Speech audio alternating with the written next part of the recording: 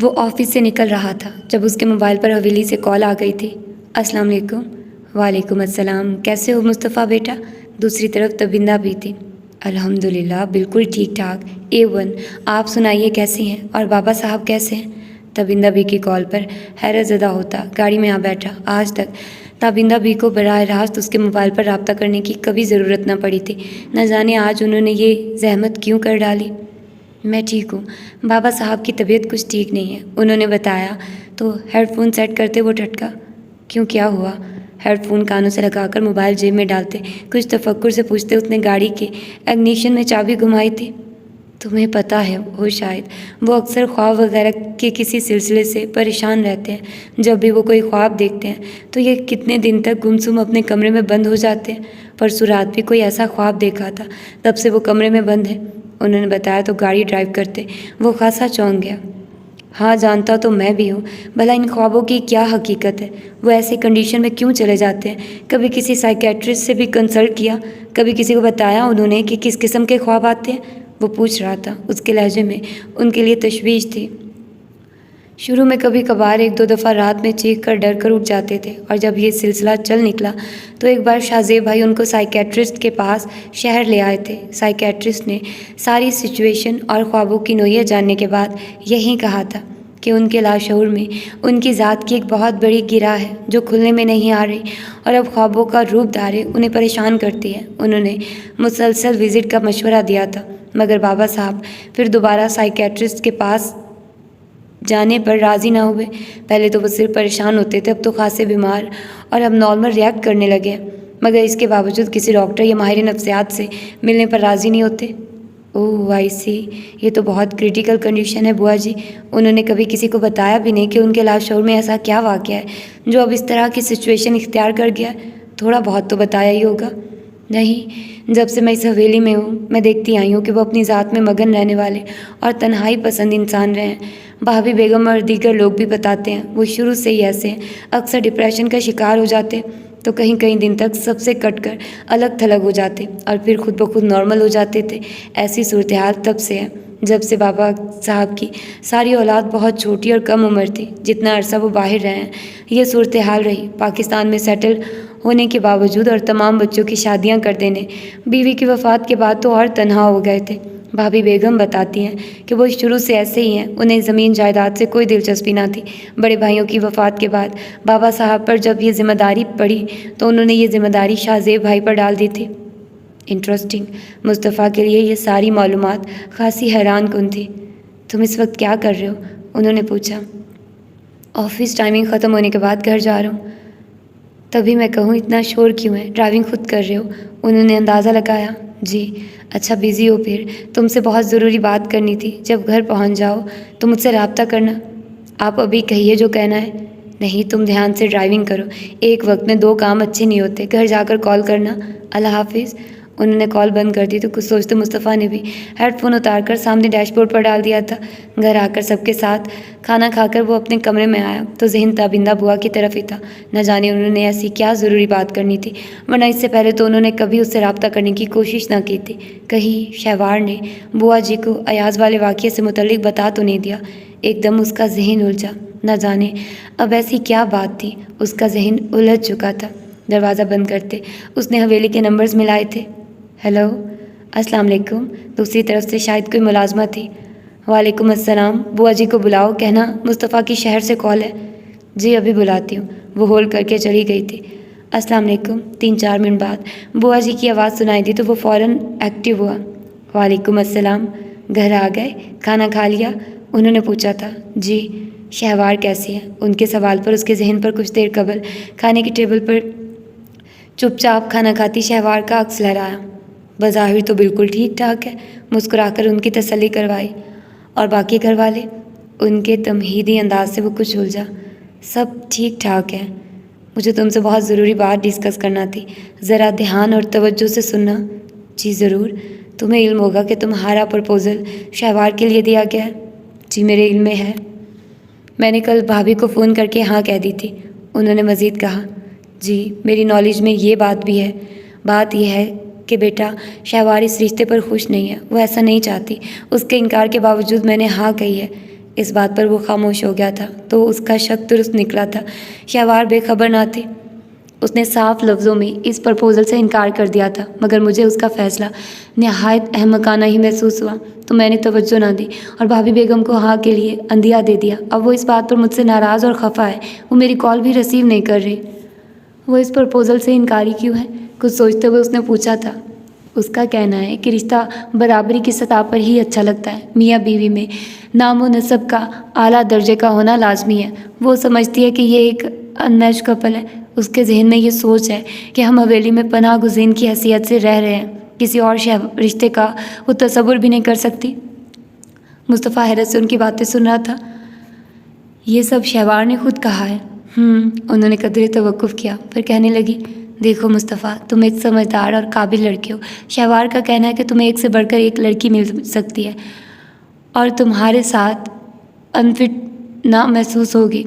मुझे तुम्हारी जहानत, काबिलियत और मामला फ़हमी का बाखूबी इदराक है।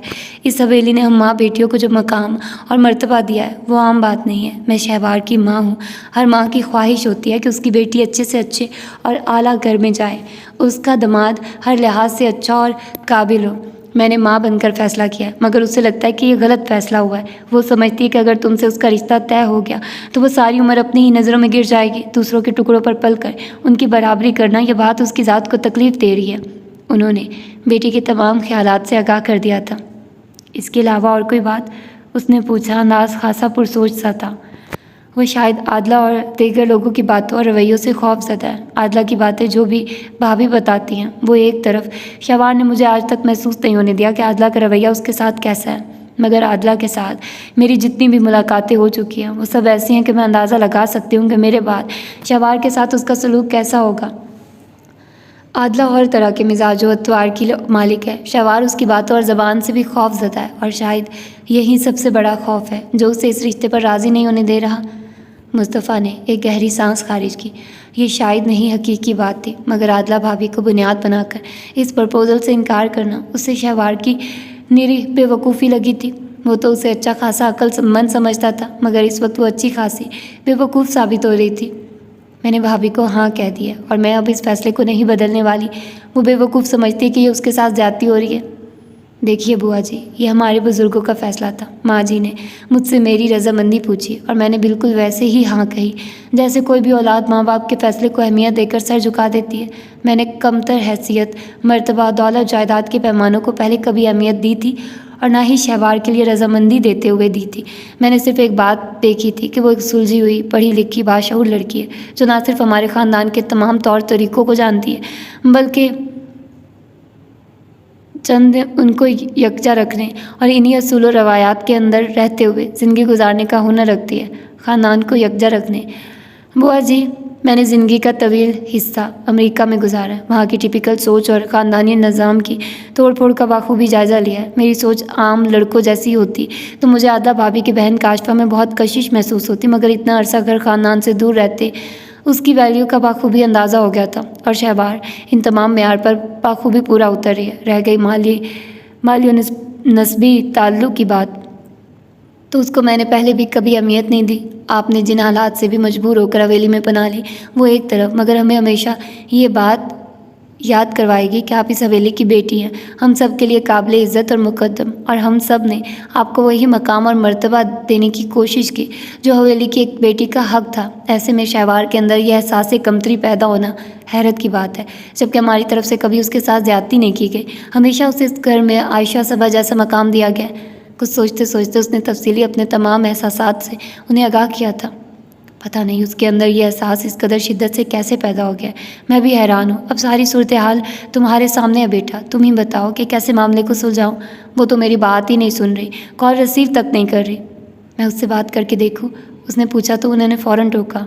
नहीं, वो समझेगी कि मैंने तुम्हें सारी बातें बता दी, वो और नाराज़ होगी और उसकी ईगो हर्ट होगी। वो समझेगी कि मैंने जानबूझकर तुम्हें सब बताया। मुझे बस ये बात खटक रही थी कि अपने तय फ़ैसला करके हाँ कह देना, कहीं वाकई उसके साथ ज़्यादती तो नहीं कर दी। मुझे तुम पर पहले भी भरोसा था। अब तुम्हारी बातें सुनकर तमाम तफक्कुरात ख़त्म हो गए। अभी वो सोच का एक पहलू देख रही है। जब मियाँ बीवी को साथ रहने, ज़िंदगी गुजारने का मौका मिलता है तो बहुत सी गलत फहमियों का तदारुक हो जाता है, वो भी सही हो जाएगी। यकीन मानो तुमने अपने ख्यालात का इजहार करके मुझे एक हकीकी खुशी से दो चार किया है। अल्लाह तुम्हें खुश रखे, मुतमईन रखे। वो अब हवेली का चक्कर लगाएगी तो खुद ही समझाने की कोशिश करूँगी, तुम बस उससे बात ना करना। वो धीरे से मुस्कुरा दिया था। बुआ जी के इस तरह एतमाद करने, तमाम हालात डिस्कस करने से उसे एक हकीकी खुशी महसूस हुई थी। यानी बुआ जी उसे बहुत अच्छी तरह और गहराई से समझती थी, जभी तो उसकी रजामंदी भी किसी कदर मोहतात और सुलझे अंदाज में मालूम कर ली थी कि उसे महसूस तक ना होने दिया था। आप बेफिक्र रहिए, सब ठीक हो जाएगा। मैं समझता हूँ कि वो किन लोगों की वजह से ऐसा रिएक्ट कर रही है। आपने उन्हें भरपूर तसल्ली दी थी। उसने मुझे सिर्फ तुम्हारी तरफ से तसल्ली करना थी। तुम्हारे ख्यालात जानकर शहवार के तमाम खौफ बातिल लग रहे हैं। अब तो तुम्हारी तरफ से मैं मुतमईन हो गई हूँ। इस कदर इज़्ज़त अफजाई के लिए शुक्रिया बेटा। ख्याल रखना शहवार को हमारी इस टेलीफोनिक गुफ्तगू का पता न चले। वो बहुत हसास लड़की है, फ़ौरन अना का मसला बना लेगी। उन्होंने साथ हदायत ख़ास भी की थी।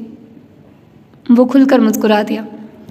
आप बेफिक्र रहिए, मैं किसी से भी जिक्र नहीं करूँगा। उसने उन्हें भरपूर तसल्ली दी थी। जीते रहो, खुश रहो, हज़ारों कामयाबियाँ तुम्हारे नसीब में आए। उसकी इस दर्जा फरमा बरदारी पर खुश होकर उन्होंने दिल से दुआ दी थी। आमीन। बहुत लंबी कॉल हो गई, इजाज़त दो। अल्लाह हाफिज़ उन्होंने कहा था। अल्लाह हाफिज़। दूसरी तरफ से भी क्रेडल रख दिया गया तो वो कहीं पल मोबाइल हाथ में लिए पुरसोच नज़रों से तबिंदा बी की गुफ्तगू का तजिया करके शहवार की सोच और रवैयों का पस मंज़र सोचता रहा था। क्या बात है शहज़ादे, बड़ी गमज़दा तस्वीर बनाए बैठे हो। शहजाद उसे काफ़ी देर से खामोश और गुमसुम देख रहा था। वो बज़ाहिर उनके साथ ही था, हाथ की उंगलियों में दबा सिगरेट उसको बज़ाहिर इस महफिल का हिस्सा ही बना रहा था, मगर वो इस तमाम गुफ्तगू, हरकतों और बातों के दौरान चुपचाप ही बैठा हुआ था, जिस पर चौंकते हुए उसने कहा था, हाँ, क्या हम और क्या गम की तस्वीर। हमारी तो बस वही हालत है, दिल ढूंढता है, फिर वहीं फुर्सत के रात दिन बैठे हैं तसव्वुर जाना किए हुए, सिगरेट का गहरा कश लेकर अतराफ़ में धुआं बिखरते। उसने इस्तज़ाइया कहा था, बस ये तो अब काम से गया, ये तो सचमुच का जोग लिए बैठ गया। अमीन ने भी उसकी हालत पर इस्तज़ाइया मुस्कुराहट उछाली तो वो उसे घूरने लगा। जोग माई फुट, मैं क्यों लेने लगा ऐसा जोग। सिगरेट का आखिरी सिरा अपने पाँव तले मसलते हुए वो काफ़ी हकारत से गोया था। तो फिर काफ़ी दिनों से तुम हमारे किसी भी प्रोग्राम में शामिल क्यों नहीं हुए। पिछले हफ्ते जो मॉडल का शूट वो हमारा प्रोग्राम था, तुमने कैसे रूड बिहेव किया था। अब तुम एक घटिया लड़की के पीछे हमारे सारे प्रोग्राम्स गारत करने लगोगे क्या। कामरान भी भरा बैठा था, वो हंस दिया। खैर घटिया लड़की तो कतई नहीं, अगर उसके पीछे इतनी मजबूत बैक ना होती तो तुम लोग देखते मैं कब का कोई हतमी फैसला कुन कदम उठा चुका होता। तुम लोग जानते हो कि सब्र रो बर्दाश्त मेरी फितरत का हिस्सा नहीं, मगर फिर भी मैं दिन रात सब्र कर रहा हूँ। अपने सामने बड़ा मशरूब का भरा गिलास उसने उठाकर मुँह से लगा लिया था। लो तो लानत भेजो ऐसी लड़की पर। तुम शहजादा गुलफाम हो, जिधर नज़र डालोगे हज़ारों तुम्हारे कदमों में होंगी। लैला ज़ुबैरी, वो 2 दिन पहले जिसने हमारे प्रोग्राम में हमारा साथ दिया था, वो तो बुरी तरह तुम पर मर मिटी है। कहीं कॉल्स कर चुकी है कि तुमसे दोबारा मीटिंग अरेंज करवाऊँ उसकी। शहजाद उसे ग्लास का मशरूब हलक में उतारते देखकर कदरे पुरसुकून होकर कह रहा था, यही तो मसला है कि वो लानत भेजने वाली चीज़ नहीं है। बड़ी सी चादर में ढका छुपा उसका सरापा, तुम क्या जानो क्या क़यामत है उस वजूद में। आदला बाजी की शादी में बना सवरा उसका वो रूप तो आज भी दिल पर नक्श है। ये घुटनों तक से आते बाल और उस पर टूट कर बिखरती हया। कामरान ने उसे कुर्सी के पुष्ट से सर टिकाए बड़े मदहोश कुन अंदाज में आंखें मूंद कर कहते देखकर शहजाद को कनपटी पर उंगली रखकर यूँ इशारा किया कि जैसे वो खिसक गया हो। इतना ही मर रहे हो तो सीधे सादे अपने बाप से कहकर प्रपोजल भेजो, तुम्हारा भी मसला हल हो जाएगा। प्रपोजल, इतने ऊंचे घर में उसकी हैसियत नौकर की भी नहीं, न जाने कौन है कहाँ का गंद है। वो तो उन लोगों ने इज्जत दे रखी है, वरना तो ऐसी लड़कियों की इज्जत बीच चौराहे पर उतार दी जाए तो कोई उंगली उठाने वाला ना हो। प्रपोजल वाली बात तो सीधी दिल पर लगी थी। उसे अपने बाप की दौलत मर्तबे पर इतना गरूर था कि यही गरूर उसके लबो लहजे से आया था। उफ, कितना बोर कर रहे हो तुम यार। शहजाद, इसको तो अब रहने ही दो, किसी काम का नहीं रहा आप ये तो। तुम बताओ वो लैला कैसी है, मेरा कांटेक्ट उससे करवाओ यार। वो पहली मुलाकात तो भूलती ही नहीं, क्या चीज़ है वो भी ईमान से। कामरान ने नहायत कमीनगी से कहते अयाज को आंख मार कर कहा था तो वो चारों लड़के कहका लगा कर हंस दिए थे। वो इतनी आसानी से हाथ आने वाली नहीं है। उसने अपने मुँह से अयाज का नाम लिया है तो साफ मतलब है उसकी सारी तवज्जो सिर्फ अयाज की तरफ है। वो सिर्फ अयाज से ही राब्ता करेगी, ज़्यादा ख्वाब देखने की ज़रूरत नहीं। शहजाद ने साफ हरी झंडी दिखाई थी। ये सारे लड़के दौलतमंद घरानों के बिगड़े रह जाते थे। जिनकी जेबों में कीमती मोबाइल, गाड़ी की चाबी के अलावा पाकिस्तानी और गैर मुल्की करेंसी का अंबार हर वक्त रहता था, जिनका मकसद ज़िंदगी सिर्फ एंजॉयमेंट और थ्रिल का नाम थी। वो इस वक्त क्लब में बड़ी फुर्सत बेफिक्री से बैठे अपनी अपनी सरगर्मियों में मसरूफ़ थे। खैर, पीछे तो मैं अभी नहीं हटने वाला। अगर आदला बाजी और अब्बा जी की रिश्तेदारी बिगड़ने का एहसास ना होता तो उसका भी वही असर हो चुका होता अब तक, जो ऐसी कई लड़कियों का हमारे हाथों हो चुका है। उसने दोबारा गिलास भरते अपने मज़मूम इरादों का इजहार किया तो अमीर ने गहरा सांस लिया। और तुम लैला ज़ुबैरी से कांटेक्ट कर लेना, कह देना कि वो मुझसे डायरेक्ट रब्ता करे। अब एक 2 टके की लड़की के पीछे अच्छा आइटम नज़रअंदाज कर दूँ, ये तो कुफराने नेमत है। ऐसी ऑफ़र भी बार बार भला कब हुई। वो हंसकर कह रहा था, हसरत इन घुंचों पर जो बिन खिले मुरझा गए। कामरान ने एक सर्द मसनूही सांस भरी। मेरा ख्याल था कि अपनी पै दर पै नाकामियों का सोग मनाते लैला की गोट हम में से किसी एक की तरफ उछाल देगा, लेकिन खैर याद रखो वो सिर्फ देखने की चीज़ है, छूने की गलती ना करना। मुझे भी वो किसी और के रेफरेंस से मिली थी। भला की हसीन है तो तू उसी भला की होशियार भी है, आम लड़कियों जैसी नहीं है। और अब तक जितनी भी गर्ल से वास्ता पड़ा है वो उन जैसी भी नहीं है। ध्यान से और मोहतात रहकर उससे डीलिंग करना। शहजाद ने उसे समझाया तो वो तंजिया कहका लगाकर हंस दिया। जानता हूँ इस कौम को महज अपने दाम बढ़ाने को बनती होंगी साली। खैर, खाली जेब तो कभी मैं भी नहीं रहा। अगर उसमें नखरा गरूर है तो कम मैं भी नहीं। फिर ऐसी चीज़ पर तो मेहनत करने का भी अपना ही मज़ा है जो मुश्किल और जद्दोजहद से हासिल हो। उसके लबो लहजे में खासी हकारत थी। तभी उसका मोबाइल बजने लगा तो उसने सरसरी सी नज़र डाली, मगर वहाँ स्क्रीन पर नज़र आने वाले नंबर को देखकर वो फ़ौरन सीधा हुआ था। अस्सलाम वालेकुम डैड, किधर हो? बेलचक पथरीला अंदाज था।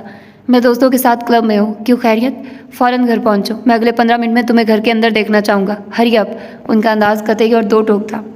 मगर डैड, उसने कुछ कहना चाहा मगर उन्होंने कॉल ड्रॉप कर दी थी। लो, इसके तो वारंट जारी हो गए। कामरान तमस्खुर से हंसा था। न जाने क्या बात है जो डैडी ने फ़ौरन बुलवाया। कुर्सी से उठकर उसने मतला किया था,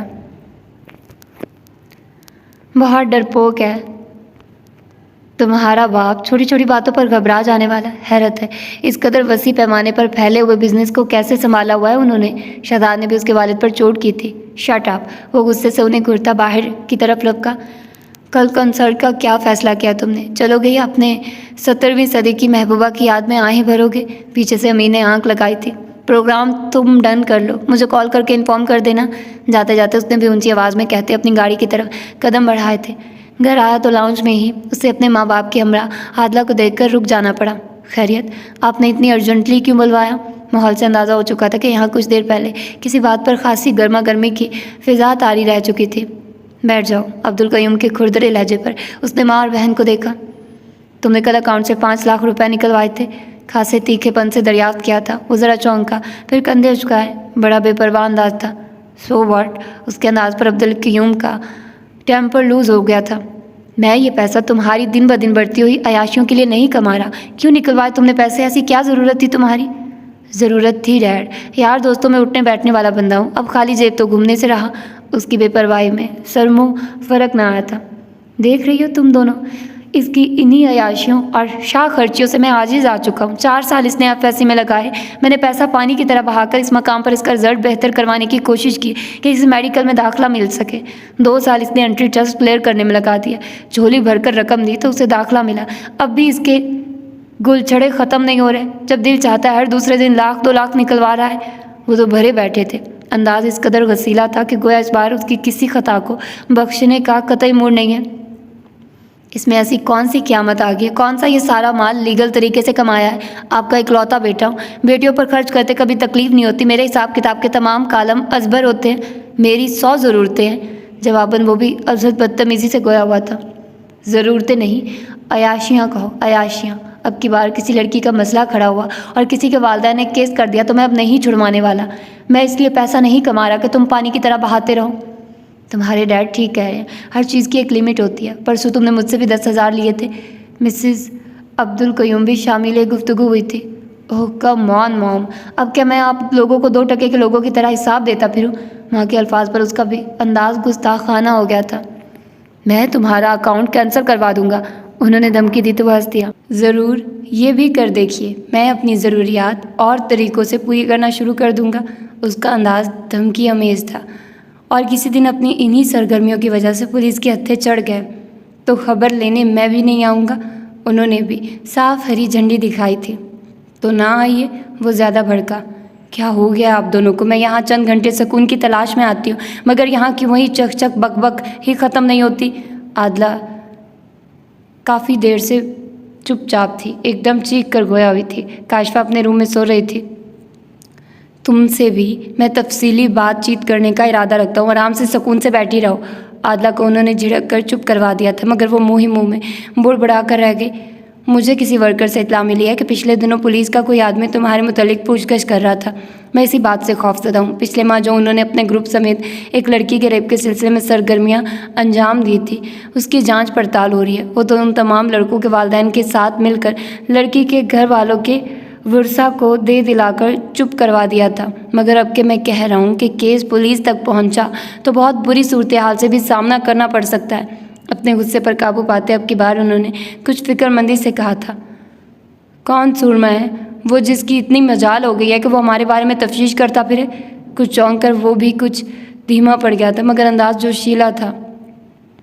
पता तो नहीं लग सका, फिर भी तुम्हें समझा रहा हूँ कि एहतियात ज़रूरी है। अपने दोस्तों में उठते बैठते ख्याल रखो।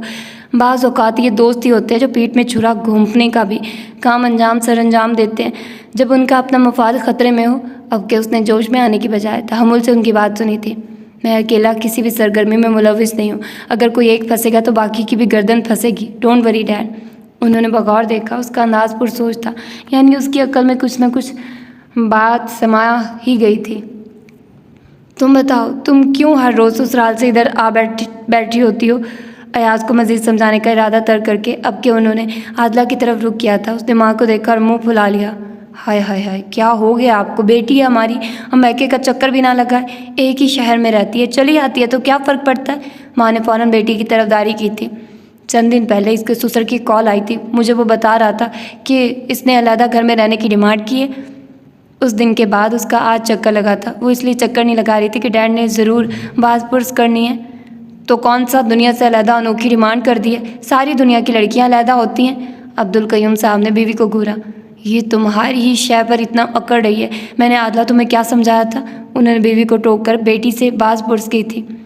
आई एम सॉरी डैड, आपके फ़ायदे के लिए मैं अपनी ज़िंदगी अजीरन नहीं कर सकती। ये अब्बास बिल्कुल पेंडू जाहिल इंसान है। माँ बाप से पूछे बगैर तो खाने का लुकमा भी मुंह में नहीं डालता। वो तो भरी बैठी थी, एकदम फट पड़ी। तुम कोशिश करती, बीवियाँ क्या कुछ नहीं कर लेती। इसमें सिर्फ मेरे लिए ही नहीं, तुम लोगों के लिए भी फ़ायदा था। वो हर लिहाज से एक स्ट्रॉन्ग बैकग्राउंड रखने वाला मजबूत घराना है। कमअक्ली मत दिखाओ। मैं कुछ भी सोचे समझे बगैर नहीं करता। तुम मेरी आदत अच्छी तरह जानती हो। ये तीनों बाप बेटा जिस तरह दिन ब दिन बिजनेस की दुनिया में अपना नाम बना रहे हैं, तुम अंदाज़ा नहीं कर सकती कि ये लोग किस कदर आगे जा सकते हैं। ओह डैड, हमारे पास किस चीज़ की कमी है? हम किसी भी आला से आला बिजनेसमैन का मुकाबला कर सकते हैं। फिर आप उन लोगों को इतनी अहमियत क्यों दे रहे हैं? अयाज ने खासे तनपुर से पूछा था। ये लोग आज इस बिज़नेस की दुनिया में नहीं आए। शाहज़ेब अली के बाकी दोनों भाई और उनकी औलादें अंदरून मुल्क और बैरून मुल्क अरसा दराज से इस बिज़नेस में इन्वॉल्व हैं। उनकी प्रोडक्शन का एक नाम है, म्यार है, क्वालिटी है। जिस तरह तुम सब दौलत को लुटा रहे हो ना, तो वो दिन दूर नहीं जब तुम तीनों की वजह से मैं पछतावे के आंसू बहाने पर मजबूर हो जाऊँगा। अल्लाह ना करे, बेगम ने फ़ौरन दहल कर कहा। डैड, आप तो को नहीं पता वो किस कदर ओल्ड एंड दकियानूस किस्म का घराना है। काशिफा के लिए इनकार करके उन्होंने साफ लफ्ज़ों में मेरी इंसल्ट की है और अब उसी 2 टके की शहवार बीबी से मुस्तफ़ा का रिश्ता तय कर दिया गया है। इंकशाफ ऐसा था कि वहाँ मौजूद सभी चौंक गए थे, ख़ुसूसन अयाज तो कितनी देर तक गुमसुम रह गया था। उन लोगों का इरादा फ़ौरन निकाह करने का। मुझसे ना पूछा, ना ही बड़ी बहू होने के नाते बताया। ये वैल्यूज़ घर में मेरी, सीधे साफ लफ्ज़ों में ये मेरी तौहीन है। वो ओल्ड बीबी चाहती है कि मैं बात बेबात उससे इजाज़त लिया करूं, किचन संभालूं, घर की जिम्मेदारी कबूल करके मुलाजमों के सर पर खड़े होकर घरदारी करूं, काम करवाऊं। My foot. वो तो गोया आज उधर दिल की भड़ास निकालने के इरादे से आई थी। तो फिर तुमने क्या सोचा है? अलहदा घर का? वो शाहज़ेब अली कह रहा था कि तुम्हें समझाऊं। उसने साफ लफ्ज़ों में कह दिया है कि अगर तुम ऐसा चाहती हो तो फिर उस घर में कोई गुंजाइश नहीं तुम्हारी। अलहदा घर की डिमांड छोड़ना होगी, वरना तुम्हें अपने घर वापस बुला लो। My foot. डैड, हम भी कोई इतने गिरे पड़े नहीं हैं। आदला के नाम बैंक बैलेंस, कोठी सब कुछ है। हम में इतनी सलाहियत है कि हम इसको अलहदा शिफ्ट कर सकते हैं। उस दकियानूसी घराने में आदला जैसी बाशऊर लड़की की शादी कर देना आपकी सबसे बड़ी मिस्टेक है डैड। बाप के मुंह से तमाम बात सुनकर वो भड़क उठा था। वहाँ शादी करना मेरी नहीं तुम्हारी बहन की अपनी मिस्टेक है। तब उसे आवाज़ के अलावा कुछ और दिखाई नहीं देता था। मैंने तो तभी इस घराने का नामो नसब और ख़ानदानी वक़ार मलहूज़ खातिर रखा था। उन्होंने नाराज़ी से सबको देखा।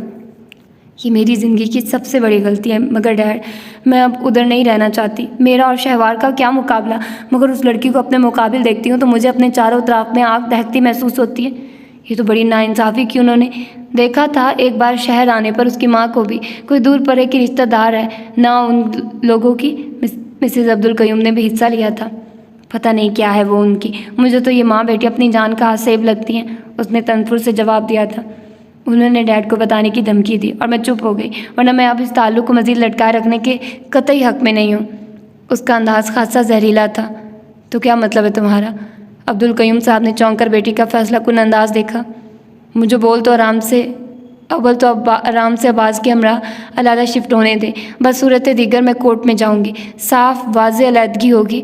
उसके तेवर जा रहा थे। कम अक्ली वाली बातें मत करो, तुम उस घराने को नहीं जानती, वो तलाक के लिए कभी नहीं राज़ी होंगे। वो खासे मुतनफिर हो गए थे। डैड आदला ठीक कह रही है, उसे किस चीज़ की कमी है? अभी भी लाखों होंगे जो उससे शादी करने को बेताब हुए होंगे। अयाज ने भी उसकी हमायत की थी। वो तो है ही जज्बाती, तुम भी उसकी हमायत करोगे तो तुम उस घराने को नहीं जानते, मैं बहुत अच्छी तरह जानता हूँ। वो अलहदगी पर तो मान जाएंगे मगर तलाक कभी नहीं। हम कोर्ट में जाएंगे डैड। अयाज आदला को आंसू बहाते देखकर भड़का था। सुकून से, आराम से, अभी तो आदला अपने घर जाए, उसके ससुर से मैं बात करूंगा। अगर वो खुद अलहदा रखने पर राज़ी हुआ तो हम आदला को कोठी में शिफ्ट कर देंगे। वैसे भी फर्निश्ड कोठी उसे जहेज़ में इसीलिए दी थी। कब तक अब्बास अपने वालिदैन के साथ रहेगा? उसे भी आखिर बीवी की तरफ लौटना ही पड़ेगा। बेटी के आंसुओं से बाप का भी दिल पसीज गया था। फिर सोचते उन्होंने सोल्यूशन पेश किया था। आप लाख कोशिश कर लें, वो बड़े ज़िद्दी और खुदसर लोग हैं डैड, वो कभी अलहदा शिफ्ट कर देने के लिए नहीं मानेंगे। आंसू साफ करते उसने बाप को वार्न किया था, जब लातों के भूत बातों से ना माने तो हमें उंगलियां टेढ़ी करना भी आती हैं। डोंट वरी, ये रिटायर्ड DIG साहब क्या करेंगे, मैं भी देख लूँगा। अयाज जो शीला खून था, उसका लबो लहजा भी उसके जज्बात का आकाश था। अब्दुल कयूम साहब ने हाजरीन पर निगाह डाली और कुछ सोचने लगे। मुस्तफ़ा भी इसी डिपार्टमेंट में है, ये मत भूलो। और पुलिस की दोस्ती दुश्मनी दोनों ही ख़तरनाक होती हैं। जैसी तुम्हारी सरगर्मियाँ हैं, उनकी मौजूदगी में तो तुम्हें उनके सामने आते हुए भी 100 बार सोचना होगा। ये वक्त जोश का नहीं, होश से काम लेने का है। आदला के किसी भी सिलसिले में तुम इंटरफेयर नहीं करोगे, मैं खुद ही हैंडल कर लूँगा। उन्होंने बेटे को रोक दिया। वो सारी रात अजीब सी कैफियत में रही थी। सुबह फजर की नमाज़ पढ़कर वो फिर से लेट गई। सारी रात सोई जागी कैफियत में लिए हुए थी। अब जो आंख लगी तो बड़ी पुरसुकून नींद आई। न जाने वो कितनी देर तक सोई रहती। दरवाज़ा ज़ोर से बजाए जाने की आवाज़ उसकी आंख खुल गई थी। उसने नींद भरी आंखें खोलकर नागवारी से बंद दरवाजे को देखा। शहवार बीबी दरवाज़ा खोलिए। रक्षंदा की आवाज़ पर उसने कसरमंदी से वॉल क्लॉक की तरफ देखा, मगर उसको उछल कर उठना पड़ा। वॉल क्लॉक 8 बजा रहा था, यानी वो इतनी गहरी नींद सोई थी कि कॉलेज आने का टाइम भी निकलने वाला था। उसने फ़ौरन बिस्तर से उतरकर तेज़ी से दरवाज़ा खोला था। वक्त इस कदर कम था कि वो तैयार होती तो भी लेट हो जाना था। दरवाज़ा खोलकर रक्षंदा को देखा। बीबी जी नाश्ते पर आपको बुला रही हैं। आ रही हूँ। पहले तुम ऐसा करो, 2 मिनट में अलमारी से मेरा कॉलेज का लिबास निकाल कर इस्त्री करके ले आओ, फटाफट।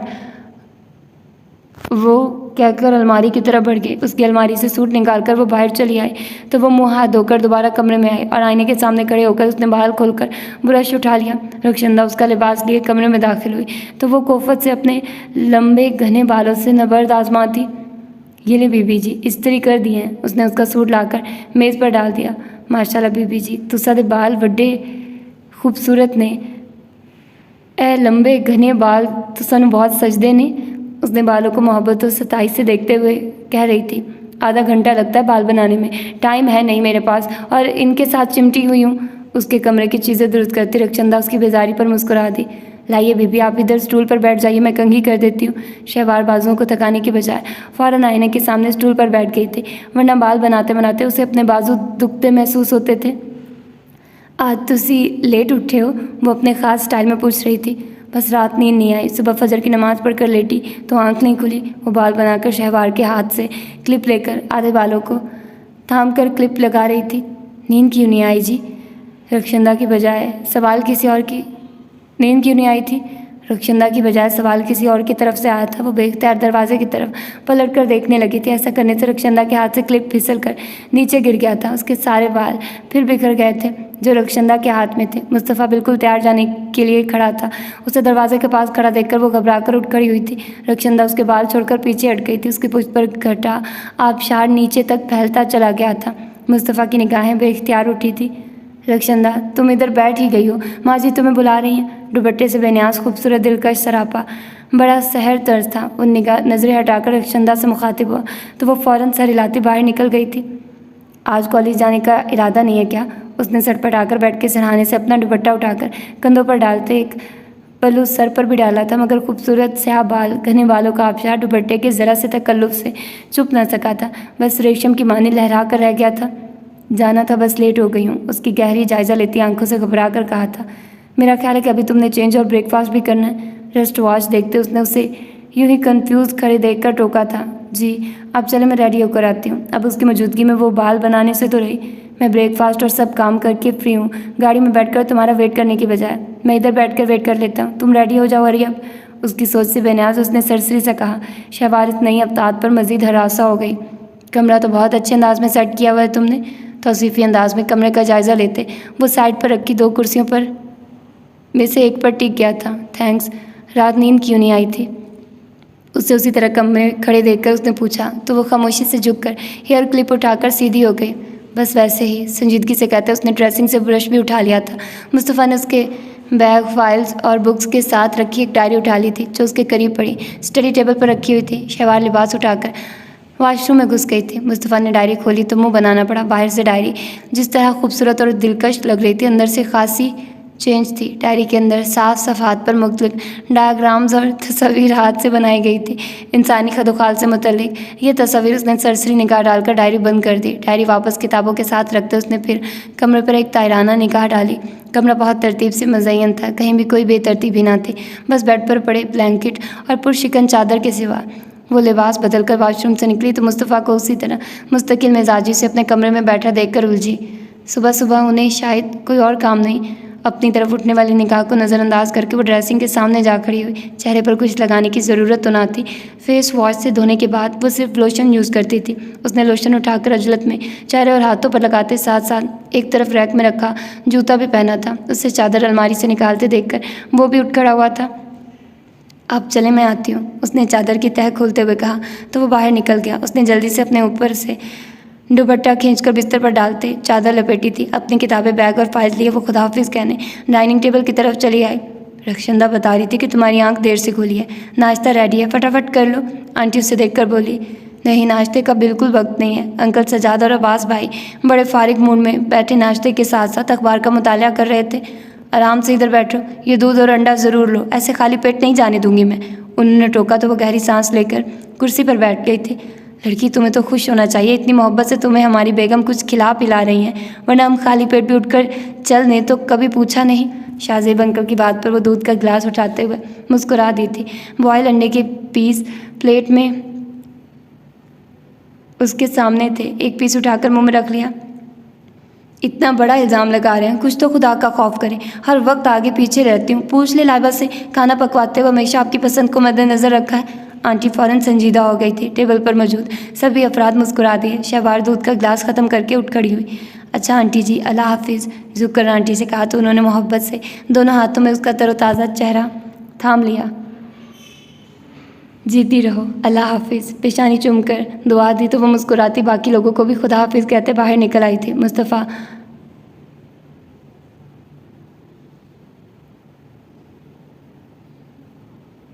बाथवे पर नॉर्थ वे पर गाड़ी डाले, फ्रंट सीट का दरवाज़ा वॉक किए उसका मुंतज़िर था। अंकल आंटी और दीगर लोगों को उसने न जाने क्या बताया था कि किसी ने भी उसे सुबह मुस्तफ़ा के साथ जाने पर कुछ भी ना पूछा था। रात बुआ जी की कॉल आई थी। वो खिड़की की तरफ मुँह किए अपने ही किसी ख्याल में गुम थी कि मुस्तफ़ा की आवाज़ पर चौंक कर उसकी तरफ देखने लगी। वो विंड स्क्रीन की तरफ देख रहा था। वो बता रही थी कि तुम उनकी कॉल्स रिसीव नहीं कर रही। अब की बार वो हकीकतन चौंकी थी। नहीं, ऐसी कोई बात नहीं, मैं बिज़ी थी, मोबाइल वाइब्रेशन पर था, मुझे उनकी कॉल्स का पता नहीं चला। अपनी हैरत पर काबू पाते उसने कहा, मुझे तो उन्होंने कहा था कि तुम उनसे किसी बात पर नाराज़ हो, इसलिए तुम कॉल रिसीव नहीं कर रही। अब की बार वो शदीद हैरत से दो चार हुई थी और अंदर ही अंदर खाइफ भी। न जाने अब अगला सवाल वो क्या पूछने वाला था। उसे उस शख्स से खौफ ही आता था। मैं नाराज़ नहीं हूँ उनसे। उसका अंदाज़ तरदीदी था, मगर इस अंदाज़ में एक तल्खी सी थी। तो फिर क्या वजह है? उसने संजीदगी से पूछा था। कोई ख़ास वजह नहीं है, बस मुझे वक्त नहीं मिला। कॉलेज जाकर मैं उनको कॉल कर लूँगी। काफ़ी ज़्यादा बुरा मानकर उसने नरूठेपन से कहा था। वो हंस दिया। अच्छी बात है। वो काफ़ी परेशान और मुतफक्की लग रही थी। तुम कॉल ज़रूर कर लेना, बल्कि इस वक्त फ्री हो अभी कॉल करो। मेरे पास इस वक्त क्रेडिट नहीं है। कॉलेज की कैंटीन से कार लेकर कॉल कर लूँगी। उसके मशवरे पर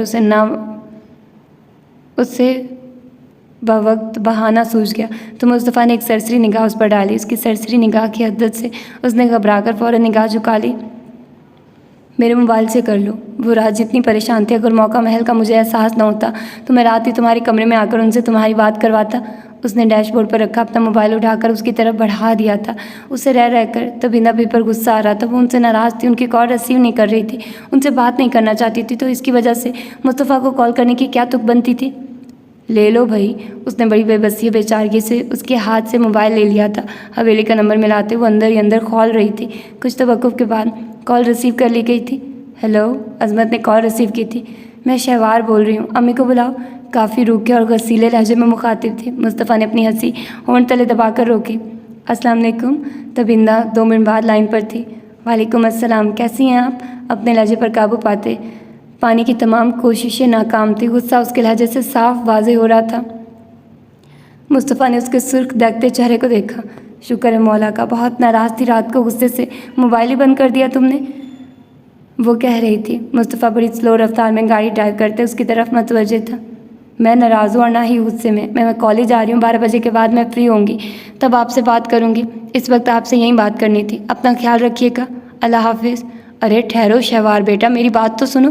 वो पुकारती रह गई थी। उसने कॉल डिस्कनेक्ट करते मोबाइल मुस्तफ़ा की तरफ बढ़ा दिया था। मुस्तफ़ा ने मुस्कुराकर उसके हाथ से मोबाइल थाम लिया। उसके चेहरे पर सुर्खी रकम थी जो वाज़ेह खुमास थी। उसने अपने जज्बात पर बामुश्किल कंट्रोल रखने की कोशिश की थी।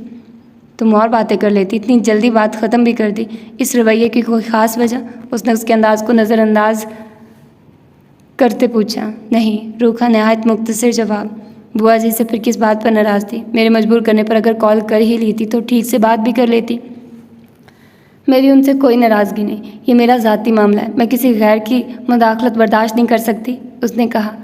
ये तुम किस अंदाज़ और लबो लहजे में बात कर रही हो? हर कोई गैर नहीं है। तुम्हारा अगर उनसे खून का रिश्ता है तो हमारा उनका खलूस मोहब्बत अपनायत का ताल्लुक़ है, जो तुम्हारे ताल्लुक़ से कहीं दर्जे मजबूत है। उसके अल्फाज पर मुस्तफ़ा ने गुस्से से उसे टोक दिया था। I am sorry. उसे शायद अपने रवैये का फ़ौरन अंदाज़ा हो गया था। यह मुस्तफ़ा से उम्मीद न थी कि फ़ौरन उसके गलत रवैये पर टोक देगा। वो दोबारा बात किए बगैर खामोशी से गाड़ी ड्राइव करता रहा था। वो भी हाथ मसलते की नखियों से उसकी तरफ देखते मेहरबन लब रही। गाड़ी कॉलेज के सामने रुकी तो उसने शुक्र का सांस लिया, वरना आज तो लग रहा था कि गोया सफ़र ने जान सूली पर लटका दिए। ऐसे ही तो बोझल जहाँ गुस्सा लम्हे आए थे उन दोनों के दरमियान। उसने एक नज़र फिर मुस्तफ़ा पर डाली। उसके चेहरे पर उसकी बात से छा जाने वाली सुर्खी अभी तक कायम थी। उसे तासुफ़ हुआ कि उसने ऐसी बात ही क्यों की। उसे गुस्सा तो तबिंदा के फैसले पर था। ये शख्स कब जानता था कि वह क्यों इनकार कर रही है, बल्कि ये शख्स तो सिरे से उसके इनकार से ही बेखबर था। न जाने अम्मी ने उससे क्या कहा होगा जो सुबह सुबह इस कदर खैर सगाली के जज्बात लिए फ़ोन करवा रहा था। उसे महसूस हुआ उसके कमरे में आने की भी यही वजह थी। वो खामोशी से अपनी चीज़ें समेटकर गाड़ी से उतर गई थी। न जाने कि उसके अंदाज़ अपने रवैये पर निदामत के साथ मलाल भी उतरने लगा। अल्लाह हाफिज़। दरवाज़ा बंद करते धीरे से कहा तो उसने एक सपाट नज़र उस पर डाली। वो एकदम निगाह झुकाकर गेट की तरफ पलट गई थी। वो 1-2 सेकंड उसी तरह बैठा रहा। फिर अपने पीछे किसी गाड़ी का हॉर्न सुनकर उसने अपनी गाड़ी स्टार्ट की थी। साइड बैक व्यू मिरर से देखते उसने टर्न लिया। जब सामने से आती गाड़ी की सीट पर बैठे शख्स को देखकर चौंक गया था। उसने भी देख लिया था। उसके चेहरे पर मुस्तफ़ा को इस जगह पाकर इस्तेजाब की लहर उठी थी। मुस्तफ़ा ने इंतहाई गुस्से और तैश के आलम में सामने आए आज पर एक सुलगती निगाह डाली और फिर रश अंदाज में गाड़ी वहाँ से निकाल कर ले गया था।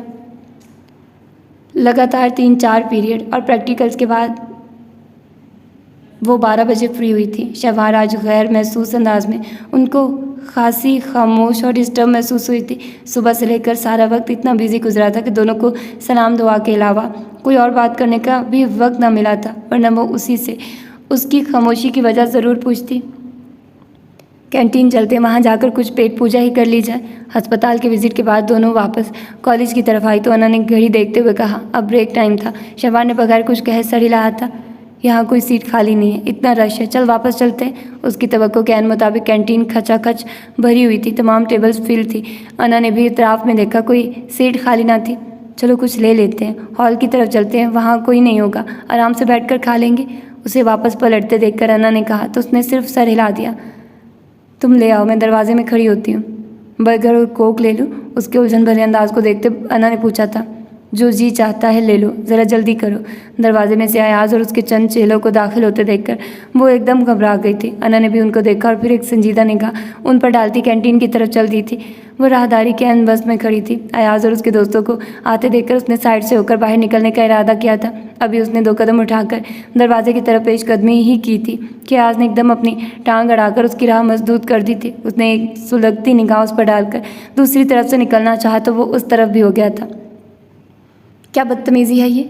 वो उस शख्स से कतई उलझना नहीं चाहती थी। कैंटीन भरी पड़ी थी, अब तक वो सरेआम उससे सामना होने से कतराती रही थी, मगर अब एकदम भरे मजमा की जिल्लत और बेइज्जती के एहसास से उसकी आंखों में मिर्चें सी भर गई थी। शहवार ने एकदम पीछे हटते बड़ी बेबसी और बेचारगी से कैंटीन की तरफ देखा। अना शायद अंदर चली गई थी, वरना वह ज़रूर वापस आ जाती अगर उनकी बदतमीज़ी मुलाहिजा कर लेती तो। हटो एक तरफ, मैं तुम्हारे मुँह लगना भी पसंद नहीं करती। बहुत से लोगों को मज़े लेते देखकर उसका जवाब दे गया था, गुस्से से कहते साबका से होकर साइड से होकर दीवार की तरफ से दरवाजे की तरफ लपकी थी। अयाज के किसी एक दोस्त ने फ़ौरन दरवाजे में खड़े होकर उसकी ये कोशिश भी नाकाम बना दी थी। मिस्टर अयाज, मुझे मजबूर मत करो कि मैं चेयरमैन साहब तक तुम्हारी शिकायत करने पहुंच जाऊं, उसने धमकी दी थी। ज़रूर जाओ, मैं भी यही चाहता हूँ। बदनाम अगर हम हुए तो क्या नाम ना होगा। मुझे तो कोई फैसला कुन कदम उठाने के लिए तुम्हारी तरफ से किसी ऐसे ही इकदाम की ज़रूरत है। उसके कमीने लबो लहजे पर उसने हाथ में पकड़ी किताब पूरी कुव्वत से उस जलील इंसान के मुंह पर दे मारी थी। ये उसके ज़ब्त की इंतहा थी। किताब बहुत ज़ोर से लगी थी। वो अपने मुंह पर हाथ रख के झुका था। आह, वो कराहा था। पूरी कैंटीन में एकदम सन्नाटा छा गया था। ओह, इसकी ये मजाल। उसके दोस्त गुस्से से उसकी तरफ बढ़े तो वो उल्टे कदमों पीछे हटी थी। कहीं लड़के इस बार उठकर करीब आ गए थे जो पहले महज तमाशाई थे। अयाज ने अपने मुँह से हाथ हटाया तो उसका हाथ खून से तर था। किताब पूरी कुव्वत से फेंके जाने पर उसकी नाक पर लगी थी। एकदम खून नाक से बहता उसके हाथ को रंगीन कर गया था। इसकी ये मजाल, मैं इसे आज मज़ा चखा कर रहूँगा, छोड़ूंगा नहीं इसे। कैंटीन में बैठे स्टूडेंट सूरत हाल शदीद नोयत में बिगड़ते देखकर फ़ौरन उस तरफ चले आए थे। वो मुग़लिज़ात बकते इंतहाई वहशी अंदाज में शहवार की तरफ लपका था।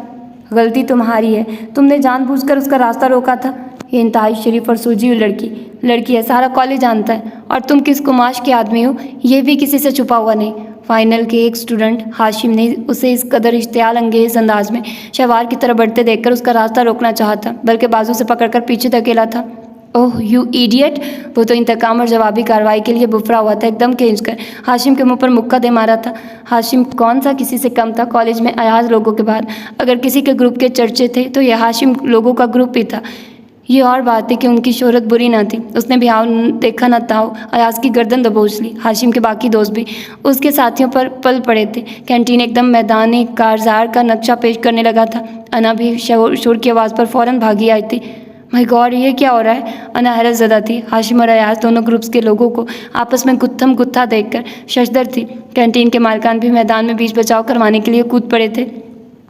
बड़ा हीरो बना फिरता है तू, बाप के पैसे पर अयाशी करता है। अब उठाकर देखना नज़र किसी भी लड़की की तरफ, तेरा तो वो हश्र करूँगा, मिसाले इबरत बनकर रह जाएगा तू। लम्हों में अयाज और उसके साथियों का बुरा हाल था। मुक्कों और लातों से उनकी दरगत बनाई थी उन लोगों ने।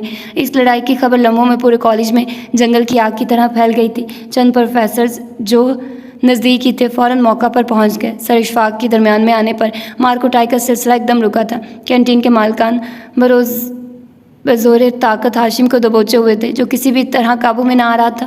क्या मसला, ये गुंडागर्दी किस सिलसिले में? उन्होंने अयाज का खून से तर चेहरा देखते और हाशिम की फटी शर्ट देखते घबरा घेरा घूरा था। सर, ये कॉलेज की लड़कियों को छेड़ता है, उनकी ज़िंदगी अजीरन बना रखी है इसने। इसकी इसी गुंडागर्दी की वजह से कोई इसे टोकता नहीं। ये कॉलेज को अपने बाप की जागीर समझता है। आज मैंने टोका था, इसने मुझ पर हाथ उठा लिया। हाशिम कॉलेज का एक होशियार और लायक स्टूडेंट था। उसकी बात पर सर इशफाक उलझ गए। माय गॉड, और इसके चेहरे का ये असर किसने किया है? सर शहवार ने, किसी तरफ से ऊंची आवाज़ गूंजी थी। अना को अपने आवाज़ काबू से बाहर होते महसूस हुए। शहवार ने तो सिर्फ किताब मारी थी, नाक से बहने वाला खून और मज़ीद मारधार से चेहरा और रंगीन और नीला हो गया था। शहवार ने, यू मीन शहवार सिकंदर ने? अयाज और उसके साथी कीना तो उस नज़रों से हाशिम और लड़कियों के नरगे में नडहाल कुर्सी पर बैठी शहवार को देख रहे थे। उनका बस नहीं चल रहा था कि कुछ कर बैठे। जी सर। शहवार सर इशफाक की पसंदीदा स्टूडेंट थी। वो हैरत ज़दा रह गए। ये कैसे मुमकिन है भला? मामला क्या है? किसी और प्रोफेसर ने भी हिस्सा लिया? बराह रास्त हाशिम को देखा। सर ये शहवार को तंग कर रहा था। वो बाहर जाने लगी तो उसने रास्ता रोक लिया था। डराने धमकाने के अलावा घटिया लैंग्वेज यूज़ की थी। सर गालियाँ तक दी हैं इसने खासी बदतमीज़ी भी की है। इसके साथ सर शहवार ने तो बस उसके मुंह पर बदतमीज़ी करने की वजह से किताब खींच कर मारी है। मैं होता तो इसकी गर्दन तोड़ता, आंखें तक नोच लेता। वो खासा जोश में आकर कह रहा था। अन्ना ने फ़ौरन शहवार के यक सर्द हाथ थाम लिए। अनबिलीवेबल। ओह सर इशफाक सारी सूरत हाल समझ गए थे। सर सारी कैंटीन के सामने की सूरत हाल है, किसी से भी पूछ लें। तुम दोनों अपने अपने ग्रुप समेत चेयरमैन साहब के ऑफिस में मेरे साथ चलो। मामला मार धाड़ का है, वो अब खुद ही हैंडल करेंगे। दोनों ही मालदार घराने के लड़के थे। उन्होंने मामला खुद निपटाने की बजाय चेयरमैन साहब के पास ले जाना ही मुनासिब समझा था। शहवार जो बड़ी मुश्किल से खुद पर काबू पा रही थी, अन्ना के गले लगते ही एकदम रो दी। कैसी जिल्लत का सामान किया था उस शख्स ने। वो अपनी ही नज़र से गिर गई थी, किसी से आंखें मिलाने के काबिल ही ना रही थी। वो लोग सर के साथ ही चले गए थे। बाकी मजमा भी लम्हों में छट गया था, मगर हादसे के बाद के असरात कायम थे। अब स्टूडेंट्स शहवार के गिर्द जमा होने लगे थे। उसने अपना सुर्ख चेहरा उठाकर अन्ना को देखा। मैं घर जाना चाहती हूँ अन्ना, अभी और इस वक्त उसकी हालत इतनी ख़राब थी कि वो किसी का भी सामना करने के काबिल ना थी। मगर ड्राइवर को तो तुमने 4 बजे की टाइमिंग दी हुई है ना। तुम ये मोबाइल लेकर घर कॉल करो, बल्कि ड्राइवर वाले कॉन्टैक्ट नेम पर कॉल करके उसे आने का कहो। मैं फ़ौरन घर जाना चाहती हूँ। उसने बैग से मोबाइल निकाल कर उसे थमा दिया था। शहवार की हालत वाकई ख़राब थी खासी। घबराकर अन्ना ने साथी लड़की को कहा। उसका बीपी ख़तरनाक हद तक लो हो चुका था, चेहरा बिल्कुल ही जर्द हो गया था। वो लोग उसे हॉल में ले आई थी। रो रो कर उसका बुरा हाल हो गया था। तुम्हारे ड्राइवर का नंबर बंद है। कई बार कॉल मिलाने पर कोई रिस्पॉन्स ना मिला तो उसने कहा। उसने भीगी पलकें उठाकर उसे देखा। रोने की वजह से तो उसकी आंखें और हसीन हो गई थी। अन्ना को अपना दिल डूबता महसूस हुआ। उसने फ़ौरन नज़र चुराई। तुम शाहजेब अंकल वाले नंबर पर कॉल कर लो। उसने कॉल मिलाई तो 1-2 पल के बाद रिसीव कर ली गई थी। अस्सलाम वालेकुम। वालेकुम अस्सलाम। शहवार बेटा खैरियत? वो शहवार के नंबर से कॉल देखकर यही समझे थे कि शहवार है। अंकल मैं शहवार की दोस्त हूँ। कॉलेज में अचानक उसकी तबीयत ख़राब हो गई है, वो घर आना चाह रही है। ड्राइवर का नंबर बंद था, आप प्लीज़ फ़ौरन किसी को लेने भेजिए। उसने आराम से सूरत हाल बताई। कॉल बंद करके उसने बहुत मोहब्बत से उसे गले से लगा लिया था। चेयरमैन साहब ने उससे भी बुलवाया था, मगर इस कदर जिल्लत के बाद वो अब किसी और का मज़ीद सामना करने की हिम्मत अपने अंदर नहीं पा रही थी। उसने सर इशफाक से मना कर दिया था। कुछ उसकी हालत भी ऐसी हो रही थी कि उन्होंने फिर दोबारा ना कहा था। आज ये जो सब कुछ हुआ था उसके वहमो गुमान में भी ना था। उसके हवास पहले ही साथ छोड़ रहे थे। शाहजेब अंकल को वहाँ पहुँचने में आधा घंटा लगा था। शहवार की बजाय किसी और लड़की का पैगाम सुनकर वो खासे परेशान हो गए थे। वो अपने ऑफिस में थे, एक अहम मीटिंग में मसरूफ़ थे, मगर शहवार के नंबर से आने वाली कॉल सुनकर वो फ़ौरन सब मुलतवी करके खुद ही कॉलेज चले आए थे। कॉलेज के गेट पर पहुँचकर उन्होंने शहवार के नंबर पर कॉल की थी। मैं कॉलेज के गेट पर हूँ। शहवार की बजाय फिर दूसरी आवाज़ सुनकर वो अब हकीकतन मुतफक्किर हुए। उनका जी चाहा वो सीधा कॉलेज के अंदर चले जाएँ। कॉलेज के चेयरमैन साहब को कौन सा उनके लिए अजनबी थे। किसी ज़माने में वो खासे अच्छे दोस्त रह चुके थे। वो तो किस्मत उन्हें पुलिस डिपार्टमेंट में ले गई थी और वो एडमिनिस्ट्रेशन में आ गए थे। बहरहाल FSC में दोनों एक ही कॉलेज से किया था, मगर दोस्ती बरकरार थी। मैं चेयरमैन साहब के ऑफिस में आ रहा हूँ, आप शहवार को उधर ही ले आइए। नहीं अंकल, हम बस गेट पर ही पहुँच रहे हैं, आप उधर ही ठहरिए। अजलत में कहकर उस लड़की ने कॉल बंद कर दी थी। वो परेशानी से वहीं रुक गए। न जाने क्या मसला हुआ था कि उसका सेल भी किसी और को अटेंड करना पड़ रहा था। ऐसी ख़राब तबीयत भला क्यों कर और कैसे हो सकती है? शहवार का सुबह सुबह का रोशन तरोताज़ा चेहरा उनके जहन में झलमलाने लगा था। 2 मिनट बाद शहवार किसी लड़की के बाजू के असार में गेट से निकलती दिखाई दी तो दरवाज़ा खोलकर बाहर निकल आए थे। क्या हुआ बेटा? उन्होंने एकदम उसे अपने मोहब्बत भरे असार में समेट लिया था। वो उनके साथ लगकर एक बार फिर सिसक उठी। यूँ लगा एकदम कड़ी धूप से घनी छाँव में आ गई हो जैसे। शहवार अंकल परेशान हो रहे हैं, प्लीज़ कंट्रोल योर सेल्फ। अन्ना की आवाज़ पर उसने बामुश्किल अपनी जज्बातियत पर काबू पाने की कोशिश की। अन्ना ने उसका बैग और दीगर अशिया भी समेट रखी थी। क्या बात हुई है बेटा? ये तो बिल्कुल बेसुध सी होती जा रही है। उसका बिल्कुल ढीला ढाला बेजान वजूद जो बामुश्किल हवास में था देखकर वो पहले से ज़्यादा परेशान हो गए थे। उन्होंने अन्ना को देखा और वो नज़रें चुरा गई। बस यूँ ही तबीयत ख़राब हो गई है, बीपी लो लग रहा है मुझे। पता नहीं शहवार उन लोगों को बताती भी है कि नहीं। सो वो टाल गई थी। शहवार कुछ भी बताती वो उसका मसला था, मगर वो अपनी तरफ से उसे मुश्किल में नहीं डाल सकती थी। कब से इसकी तबीयत ख़राब? उसे गाड़ी की पिछली सीट का दरवाज़ा खोलकर बिठाते उन्होंने पूछा तो वना ने शहवार का बैग और देकर रशिया उन्हें थमाई। बस कुछ देर पहले ही हुई है, ज़्यादा परेशानी वाली बात नहीं है, बस घर जाने की ज़िद कर रही थी। उसने अपनी तरफ से उनकी तशवीश कम करना चाही थी, मगर उनके चेहरे पर छाई परेशानी हनूस बरकरार थी। ज़्यादा ख़राब है तो पहले डॉक्टर के पास ही लेकर जाता हूँ। उन्होंने शहवार की तरफ भी देखा। नहीं, मुझे बस घर जाना है, लर्जीदा लहजे में शहवार गोया थे। ओके बेटा, आपने इसका ख्याल रखा, बहुत बहुत शुक्रिया। उन्होंने उसे थैंक्स कहते गाड़ी की ड्राइविंग सीट संभाल ली थी। उनके जाने के बाद वो दोबारा उनकी तरफ बढ़ आई थी। हॉल में आई तो आंसा और दीगर लड़कियां वहीं बराजमान थी। चली गई शहवार? वो पूछ रही थी। आज जो भी हुआ वो नहीं होना चाहिए था। वो समझ सकती थी कि शहवार जैसी हसास लड़की सारे वाक़ये से किस कदर मुतासिर हुई होगी। जिस तरह लम्हा बलम्हा उसकी हालत ख़राब हो रही थी, उसे तशवीश हुई कि कहीं वो घर जाने तक बिल्कुल हाथ पैर न छोड़ बैठे। वैसे आज जो भी हुआ है बहुत बुरा हुआ है, ऐसा कतई नहीं होना चाहिए था। अपनी चीज़ें समेटते उसके लहजे में बड़ी फिक्रमंदी थी। ये तो हमारा ख्याल है ना, मगर जिस तरह एक लंबे अरसे से वो शहवार जैसी मोहतात लड़की का ज़ब्त आजमा रहा था, अगर हमारे जैसी आम सी लड़की होती तो कब की ये सिचुएशन क्रिएट हो चुकी होती। हौसला है शहवार का जो इस सारे मामले के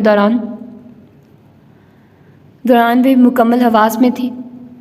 आंसा ने ख्याल राय की थी। उसने खामोशी से बस उसे देखा। उसे लेने कौन आया? उसके अंकल आए थे। वो किसी गांव से बिलोंग करती है, यहाँ वो अपने रिश्तेदारों के यहाँ रह रही है। हाय, फिर तो वाकई ये सब अच्छा नहीं हुआ।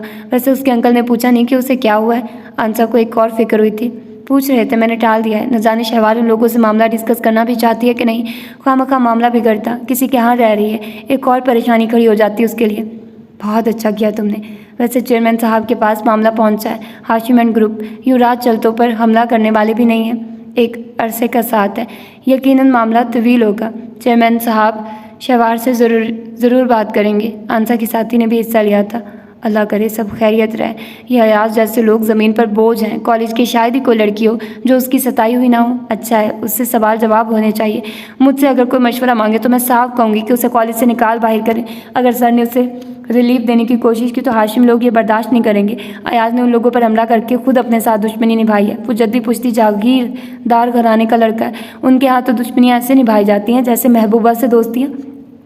आंसा की मिसाल ऐसी थी कि ऐसे माहौल गुफ्तगू में भी अना के होंठों पर मुस्कुराहट बिखर गई थी। ये क्या मिसाल हुई भला? आंसा की फ्रेंड ने हैरत से उसे देखा। वो झिम गई थी। मेरा मतलब है उनकी दुश्मनियाँ बड़ी लंबी चलती हैं। अयाज उसके साथ पंगा लेकर सारी उम्र पछताएगा। ये आम लोग नहीं हैं। बड़ा इल्म है तुम्हें हाशिम के बैकग्राउंड का।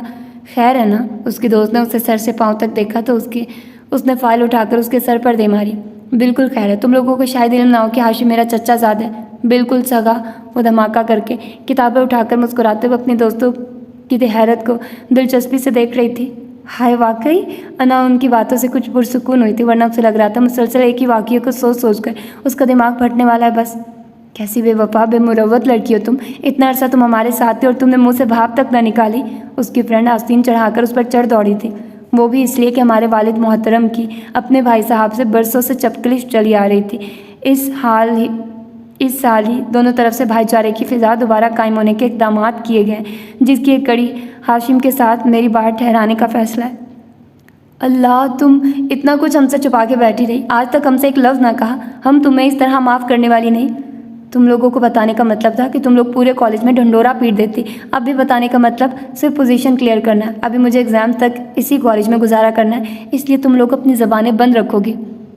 खामखा ट्रीट लिए बगैर तो हम टलेंगे नहीं। उसके दोस्तों ने रोप डाला। ओके, अयाज और हाशिम वाला मामला क्लियर हो जाने दो, फिर ज़बरदस्त ट्रीट दूंगी। उसने फ़ौरन हामी भर ली थी। लगता है इस सारे हंगामे की वजह से बाकी पीरियड्स अब नहीं होंगे। वैसे भी कल जुमा है, हाफ डे होगा। आज का दिन भी ज़ाया गया। नजमा इतला देकर गई है कि तमाम टीचर्स एंड प्रोफेसर्स की चेयरमैन साहब के साथ फौरी मीटिंग है, जिसका एजेंडा हाशिम एंड अयाज वाला किस्सा है। और नजमा ये भी बता रही है कि ये लोग भी प्रोफेसर और दीगर लोगों समेत मीटिंग रूम में ले जाए गए हैं। आंसा की दोस्त साइका ने भी बताया तो अना ने एक गहरा सांस लिया।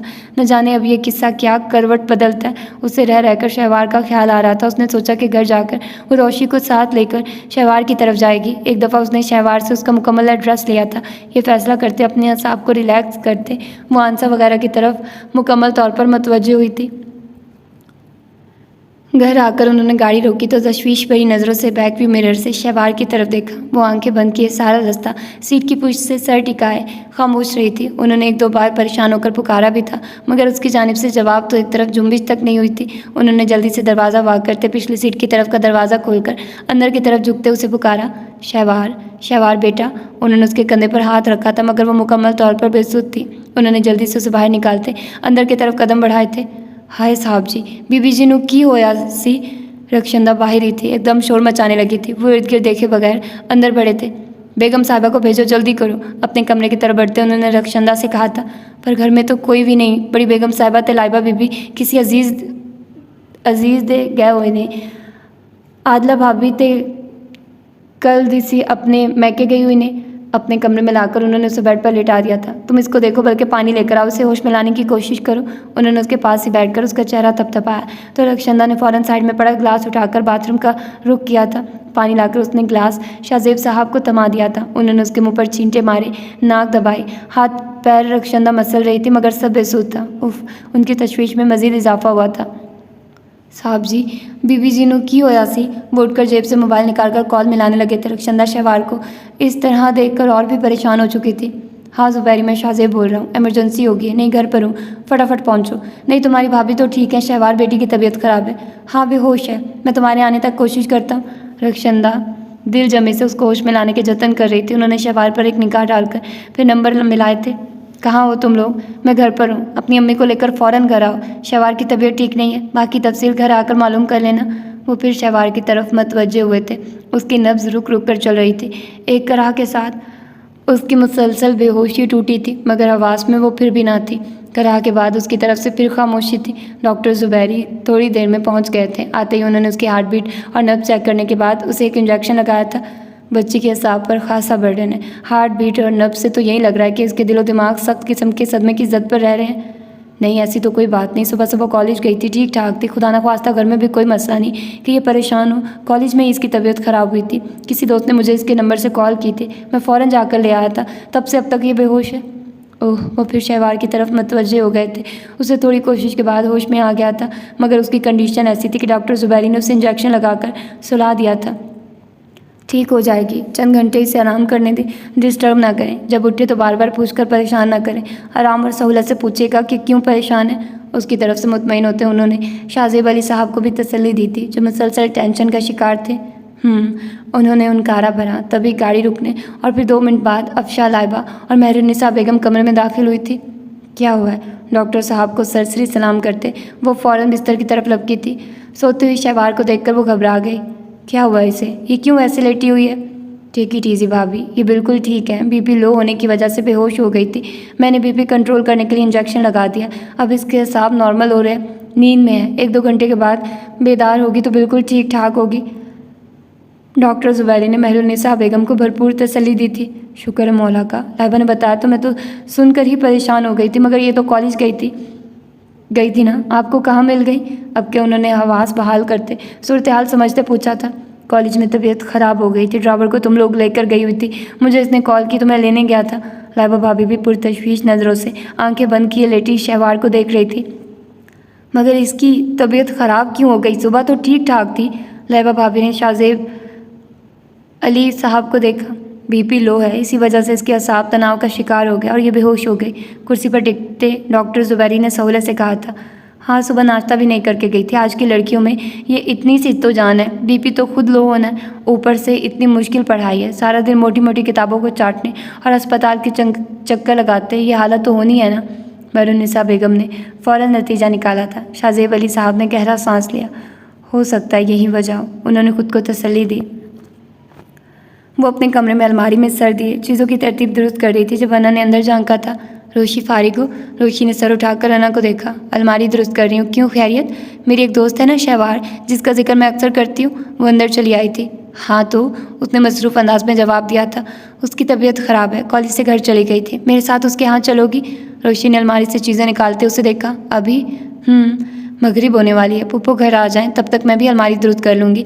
वैसे जाएंगे किसके साथ? ड्राइवर के साथ ही जाएंगे।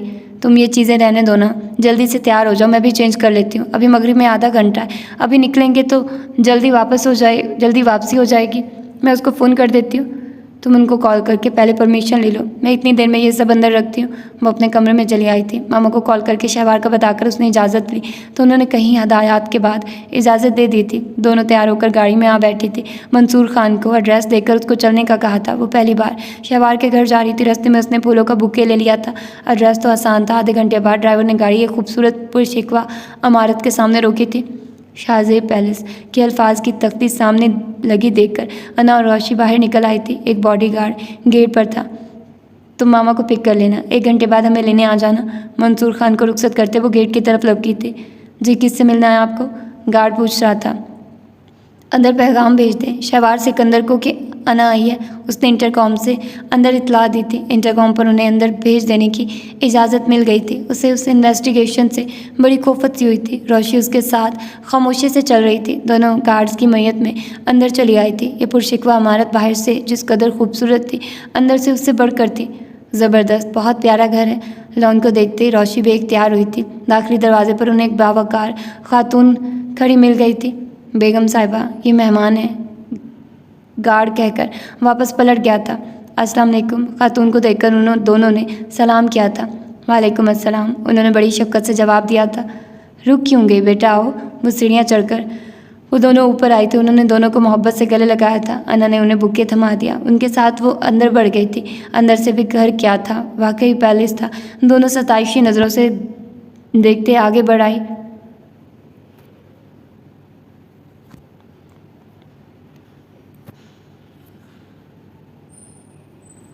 शहवार तुम्हारा जिक्र अक्सर करती रहती है। मैं तो उससे कई बार कह चुकी हूँ कि तुम्हें घर बुलाए।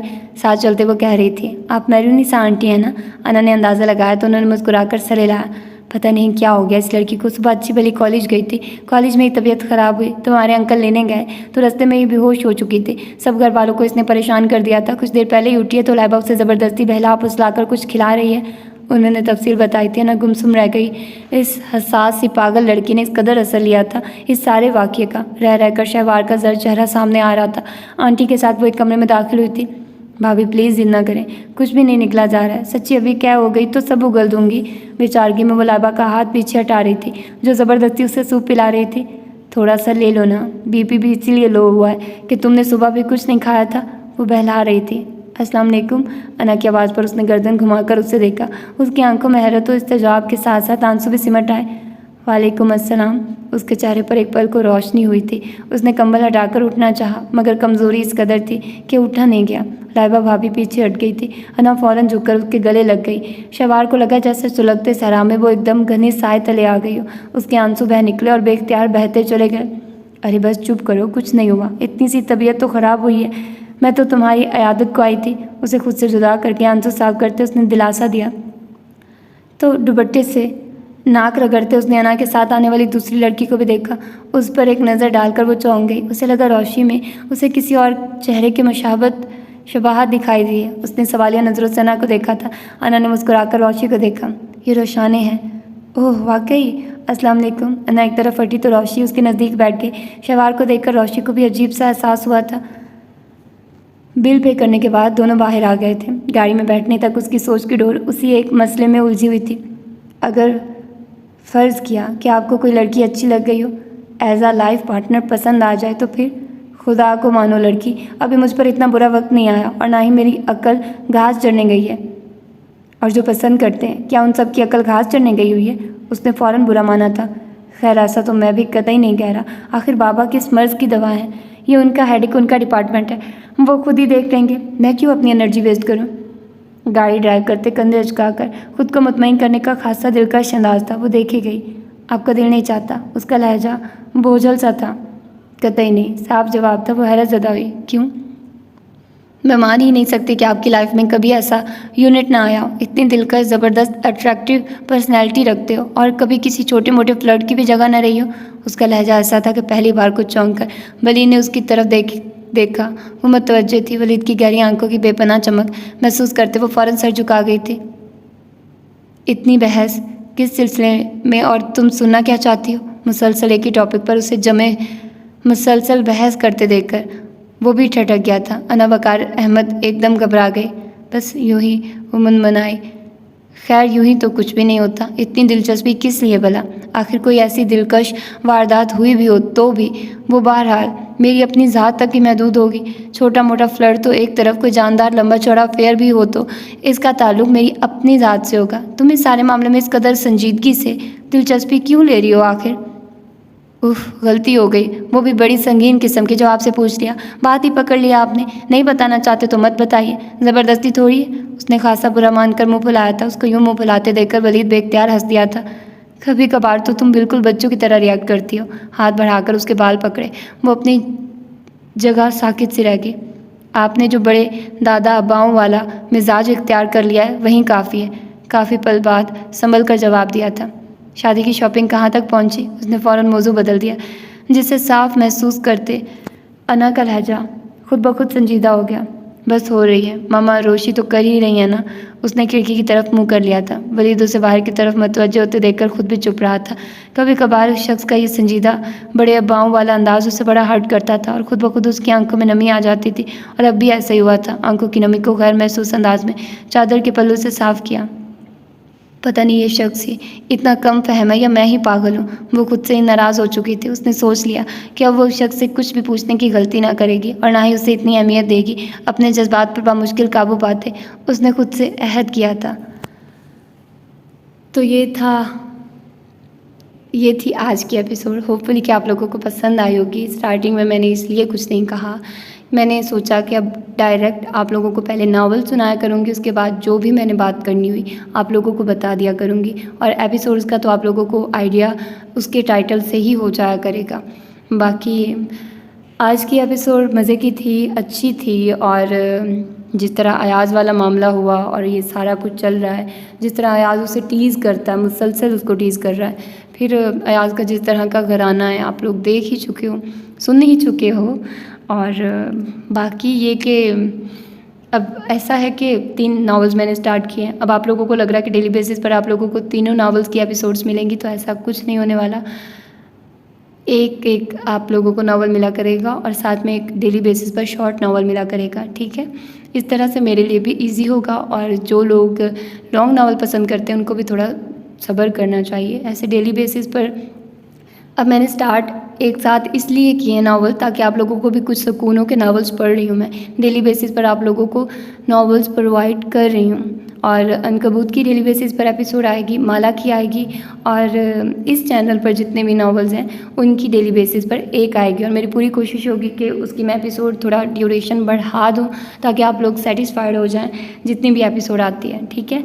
तो अब ऐसा नहीं है कि एक नावल पहले ख़त्म करूँ, इस तरह से आप लोग एंजॉय भी करेंगे। थोड़ा बस सब्र रखें, ठीक है। तो मिलते हैं इसकी अगली एपिसोड में। अपना ढेर सारा ख्याल रखिएगा। अल्लाह हाफिज़।